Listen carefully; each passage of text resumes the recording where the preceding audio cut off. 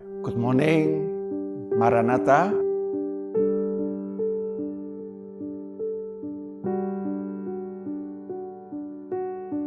Kita berjumpa kembali sebelum melakukan aktivitas. Kita bersama-sama akan mengawali dengan doa dan kita mau belajar sedikit dari firman Tuhan. Mari kita bersama berdoa. Bapak Surgawi, terima kasih atas istirahat yang sudah Engkau berikan kepada kami. Dan pada hari ini, pagi ini kami akan mengawali seluruh kegiatan dan aktivitas kami.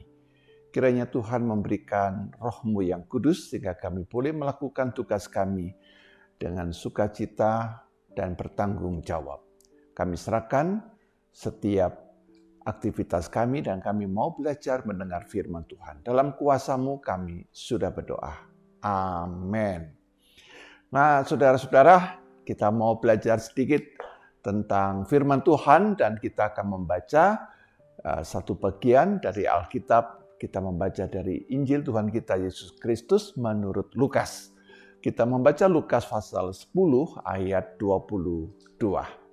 Lukas 10 ayat 22 berkata, Tuhan Yesus berkata, semua telah diserahkan kepadaku oleh Bapa-Ku dan tidak ada seorang pun yang tahu siapakah anak selain Bapa dan siapakah Bapa selain anak dan orang yang kepadanya anak itu berkenan menyatakan hal itu. Saudara-saudara, di dalam Lukas 10 ayat 22 menyatakan bahwa tak seorang pun yang tahu siapakah anak selain Bapa dan tidak ada seorang pun yang mengenal Bapa selain anak. Oleh karena itu saya memberikan topiknya adalah relasi intim antara Yesus dengan Allah. Nah, saudara-saudara yang dikasihi oleh Tuhan, relasi intim Allah dan Yesus seringkali dipahami secara keliru dengan satu pemikiran bahwa jikalau demikian Allah orang Kristen itu bisa dua, bisa tiga, atau tiga disebut dengan Allahnya orang Kristen itu adalah triteis. Jadi Allahnya orang Kristen punya lebih daripada satu Allah, ya. Ada Allah yang bernama Bapa, Allah yang bernama Anak, Allah yang bernama Roh Kudus. Ya. Itu pandangan yang tidak benar. Ya. Nah, saudara-saudara, bagaimana kita memahami tentang Allah Trinitas itu? Jadi jelas di dalam firman Tuhan, Ulangan 6 ayat 4 mengatakan, Hai Israel, dengarlah hai Israel, Tuhan Allah kita, Tuhan itu Esa. Ya. Dengarlah hai Israel, Tuhan Allah kita, Tuhan itu Esa. Atau di dalam bahasa Ibrani, Shema Israel, Adonai Elohenu, Adonai Ehad. Ya, Ehad. Nah, Ehad ini kemudian diterjemahkan menjadi kata Esa. Jadi Allah orang Kristen di dalam Kristus adalah Allah yang Esa. Ya. Namun di dalam keesaan Allah, dalam keesaannya, Allah itu pada dirinya mempunyai tiga pribadi. Yaitu pribadi yang disebut dengan Bapa, disebut Anak, disebut Roh Kudus. Ya. Kalau di Perjanjian Lama sebenarnya sudah ada namanya. Ya. Bapa itu disebut dengan Adonai, ya. Ditulis biasanya YHWH, Yahweh. Tapi biasanya untuk kesopanan dan untuk kekudusan penghormatan YHWH dibaca Adonai. Nah, firman itu disebut dengan Dabar Adonai yang disebut dengan Anak atau Kristus. Dan yang ketiga adalah Ruach Elohim, kemudian disebut oleh gereja dengan Roh Kudus. Jadi sebenarnya konsep Trinitas itu sudah ada di dalam Perjanjian Lama dan di Perjanjian Baru. Nah, jadi Allah yang Esa pada dirinya, dalam dirinya itu mempunyai pribadi Dabar, mempunyai Adonai, Dabar Adonai, dan Ruach Elohim atau Bapa, Anak, dan Roh Kudus. Tapi ketiganya adalah Esa. Nah, saudara-saudara yang dikasihi oleh Tuhan, satu konsep ini saya kira sesuatu hal yang sangat realistik. Ya. realistik adalah untuk menggambarkan satu realita itu tidak pernah tunggal. Ya, saudara-saudara bisa memahami, misalnya memahami apa yang disebut ruang. Ruang itu bukan hanya lebar, bukan hanya panjang, bukan hanya tinggi. Ruang adalah panjang kali lebar kali tinggi. Jadi realitas itu senantiasa ada 3 dimensi. Ya. Dan di dalam kehidupan ini senantiasa realitas-realitas dengan 3 dimensi itu muncul begitu. Ya. Misalnya juga digambarkan tentang relasi Allah Bapa, Anak, Roh Kudus itu seperti telur. Telur itu satu, tapi di dalam telur itu yang satu itu ada kulitnya, ada putih telurnya, ada kuningnya. Nah, kuning dengan putih atau putih dengan kulitnya itu tidak melebur. Tapi ketiganya adalah satu telur. Seperti itu gambarannya. Ya. Nah, saudara-saudara, dengan sangat jelas di dalam Lukas 10 ayat 22, Yesus berkata bahwa tidak ada seorang pun yang mengenal anak selain Bapa. Ya.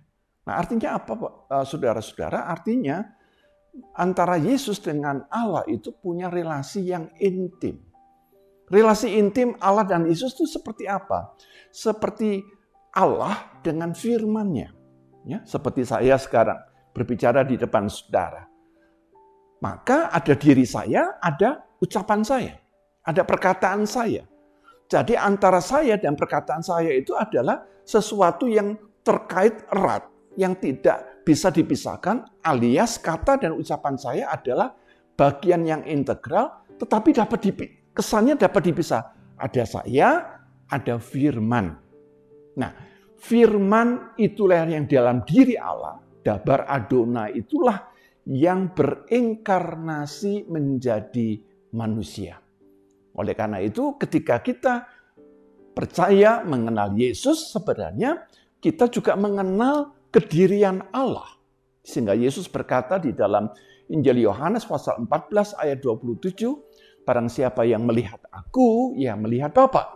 Dan barang siapa melihat Bapa, ia melihat di dalam diri saya, ya, di dalam diriku. Ya.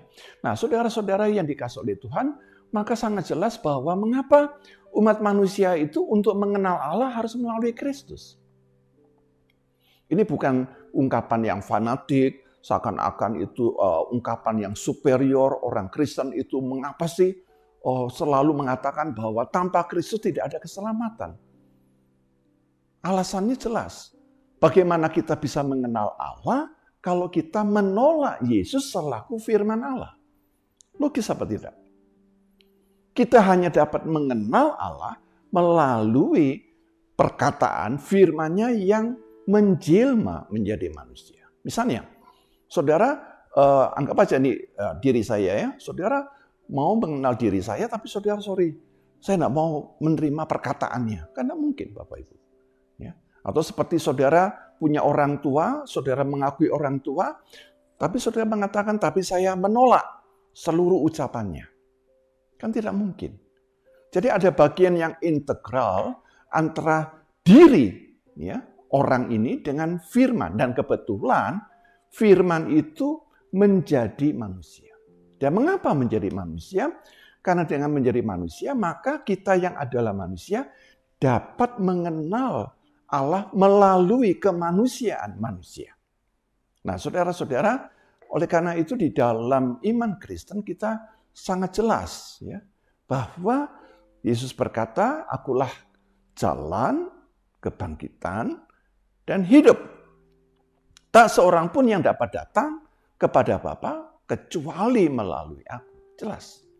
Dengan demikian saudara-saudara, maka tugas kita sebagai orang percaya di UK Maranatha, kita menyatakan kepada khalayak, kepada Civitas Akademika, agar melalui hidup kita, ucapan kita, dan seluruh tugas tanggung jawab kita, kita menyatakan, mempermuliakan Kristus. Karena itu mari kita mempermuliakan Kristus. Jika saudara adalah orang yang percaya kepada Kristus, maka seharusnya saudara semakin mengasihi Allah. Dan konsekuensinya, semakin kita mengasihi Allah di dalam Kristus, kita dimampukan semakin mengasihi sesama kita. Nah, ini yang luar biasa. Di dalam iman kepada Allah, yang dinyatakan dalam Kristus, kita dimampukan mengasihi sesama kita. Nah, pertanyaan saya, apakah saudara bisa merasakan kuasanya itu? Sehingga saudara semakin mengasihi sesama, semakin mengasihi anggota keluarga, ya, pasangan saudara, suami, istri, mengasihi anak-anak kita, mengasihi orang tua kita, lalu pada lingkup yang lebih luas, kepada orang-orang di sekitar kita, tetangga kita, dan yang paling konkret adalah kepada kolega, kepada teman-teman sejawat kita.